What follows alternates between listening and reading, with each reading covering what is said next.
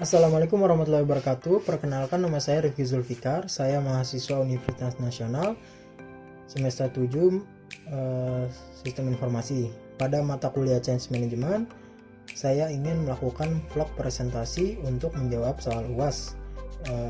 Baik, langsung aja. Nomor 1, hal apa sajakah yang perlu dipersiapkan untuk menciptakan perubahan dan cara merancang sebuah pesta perubahan? Dalam menciptakan perubahan, kita perlu menciptakan atmosfer yang kondusif, yang membuat semua orang bergerak beriringan dan melakukan perubahan dengan senang hati. Sebab pada dasarnya bukan keengganan terhadap perubahan yang ada pada manusia, melainkan ketidaknyamanan yang diubah. Atmosfer perubahan mutlak diperlukan agar perubahan berjalan mulus dan efektif. Beberapa hal yang harus dipersiapkan untuk menciptakan perubahan, yaitu yang pertama, gunakan bahasa tubuh yang bersahabat. Manusia berkomunikasi bukan hanya dengan kata-kata, tubuh pun berkomunikasi. Bahasa tubuh yang bersahabat akan sangat membantu orang-orang merasa nyaman berada di sekitar Anda. Wibawa akan sangat ditentukan oleh bagaimana kita menata bahasa tubuh dengan baik. Yang kedua, gunakan simbol-simbol perubahan manusia dengan menggunakan simbol-simbol, dan itulah kelebihan manusia bila dibandingkan dengan makhluk lainnya. Manusia dapat memahami simbol-simbol itu dengan baik, dan semakin tinggi tingkat yang dicapai seseorang, akan semakin simbolik komunikasinya. Pendekatan budaya ini kalau dilakukan dengan baik dapat menciptakan atmosfer perubahan yang efektif. Yang ketiga, gunakan pihak ketiga yang mereka sukai dan hormati orang-orang ketiga yang kredibel, punya keahlian khusus, jujur, dikenal luas, dan enak dilihat, dapat diminta bantuannya untuk mencairkan suasana. Orang-orang ini tidak dapat hanya digunakan sekali saja, namun harus dimintakan bantuannya beberapa kali karena biasanya ucapan mereka lebih didengar daripada orang dalam. Yang keempat, berikan pelatihan. Kemampuan diperlukan untuk berubah. Kemampuan mereka untuk berubah tergantung pada input yang mereka miliki. Pelatihan secara lintas sektoral dapat digunakan untuk mengisi kepala mereka sehingga mereka paham apa yang terjadi. Lalu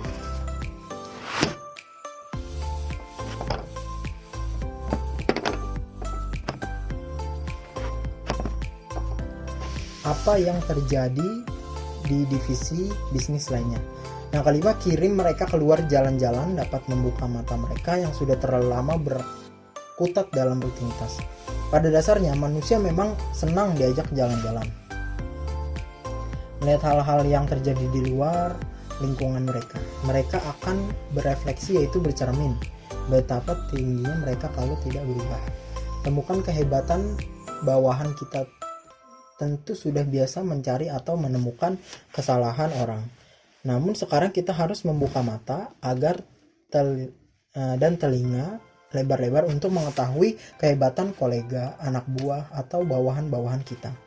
Jelas ini tidak mudah, namun apabila dapat kita lakukan, manfaatnya sangat besar dalam mencairkan suasana untuk perubahan. Ganti bagian-bagian tertentu. Mulailah perubahan dengan mengganti bagian-bagian fisik tertentu dalam perusahaan.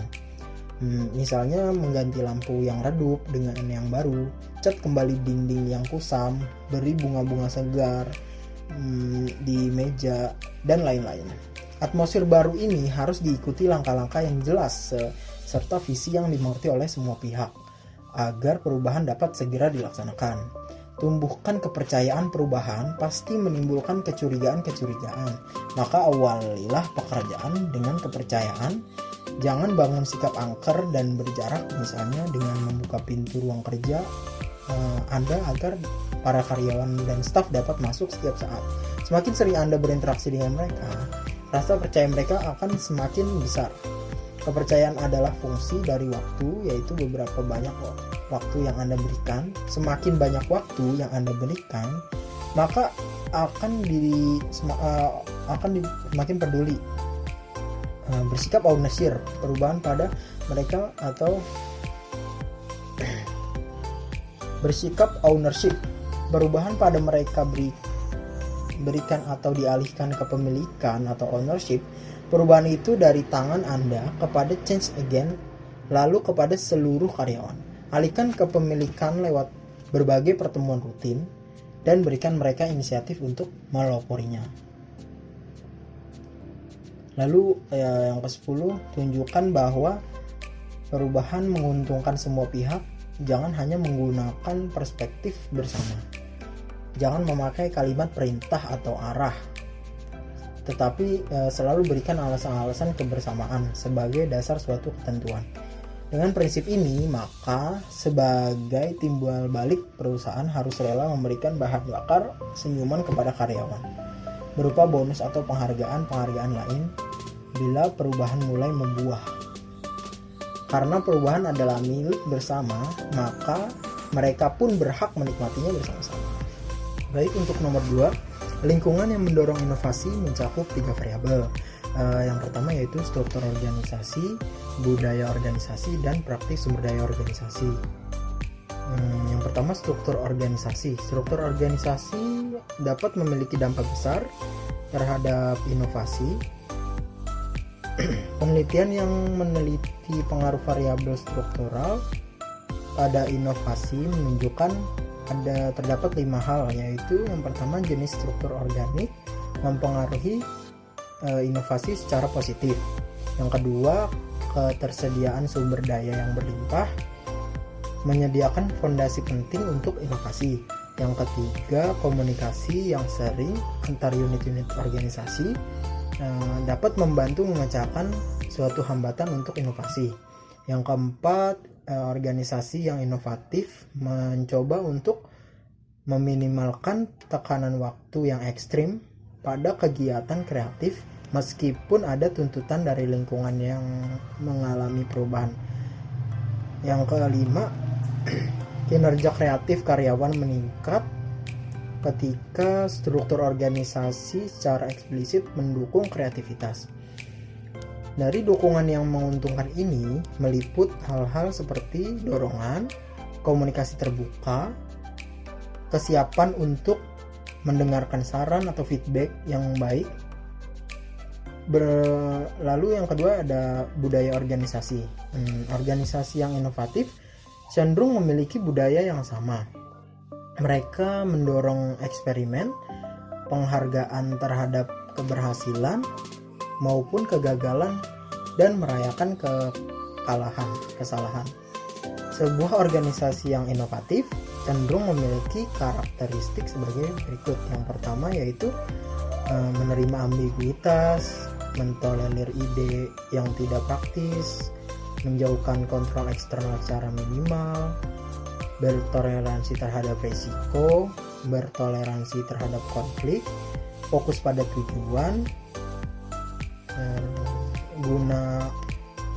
menggunakan open system, memberikan saran atau feedback yang positif, tunjukkan kepemimpinan yang baik.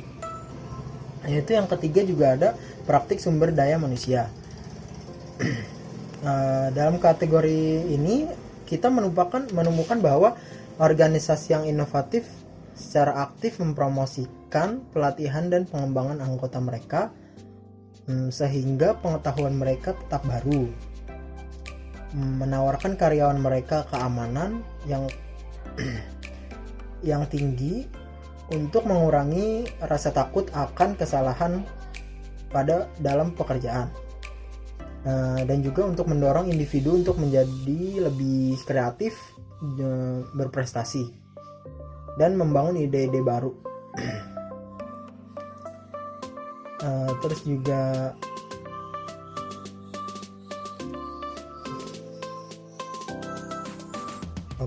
nomor 3 ada beberapa teknik dalam organization development, yaitu yang pertama intervensi kelompok. Intervensi dilakukan di sela-sela program tahunan untuk membuka mata dan mengajak para eksekutif untuk terlibat dalam perumusan rencana yang menyenangkan. Untuk itu harus diupayakan adanya event khusus yang membentuk pengalaman emosional, yaitu tentang pentingnya komitmen dan juga kemampuan beradaptasi dan setia pada nilai-nilai yang melayani dan membangun institusi. Harus diupayakan adanya kebebasan dalam banyak hal, baik dalam berpakaian sampai berkomunikasi, dan kebebasan berpikir untuk mengasah kreativitas. Jangan sampai didominasi oleh atasan-atasan tertentu, dan jangan dibiarkan rasa takut menyelimuti. Lalu yang kedua ada team building. Team building adalah suatu kegiatan eksperimental yang didesain untuk menyelimuti daya rekat kelompok, nilai-nilai dasar yang dalam tim untuk membantu proses percepatan pembentukan nilai-nilai baru. Yang ketiga ada aktivitas antar departemen. Budaya korporat yang hanya ditanam pada sekat-sekat yang ketat tidak akan efektif. Aktivitas departemen ini harus berinteraksi, dan orang-orang yang hidup dalam di masing-masing ini harus sering dipertemukan.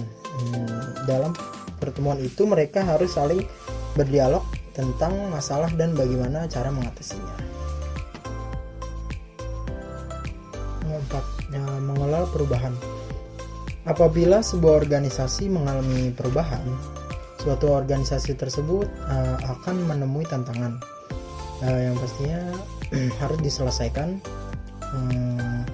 Oleh karena itu, pemimpin organisasi perlu mengelola perubahan tersebut agar dapat berhasil sesuai dengan yang diinginkan. Salah satu permasalahan yang sering terjadi saat melakukan perubahan di organisasi yaitu adanya penolakan dari berbagai pihak. Disinilah peran dari para pemimpin untuk meyakinkan dan memberikan motivasi kepada karyawan-karyawannya. Lalu juga ada beberapa hal yang menimbulkan penolakan terhadap perubahan, yaitu yang pertama ketidakpercayaan kepada orang yang mengusulkan perubahan tersebut, yang akan menyebabkan efek yang besar terhadap sumber penolakan yang lain. Kepercayaan bahwa perubahan tidak dapat diperlukan karena tanpa adanya perubahan juga orang-orang di dalam organisasi mereka sudah baik, sudah tidak usah ada yang harus dirubah gitu. Terus perubahan biasanya berbiaya tinggi, walaupun perubahan itu membawa keuntungan besar bagi perusahaan. Tapi besarnya biaya yang harus dikeluarkan itu akan membuat perusahaan berpikir lebih mendalam sebelum menentukan perubahan. Lalu ketakutan akan kegagalan.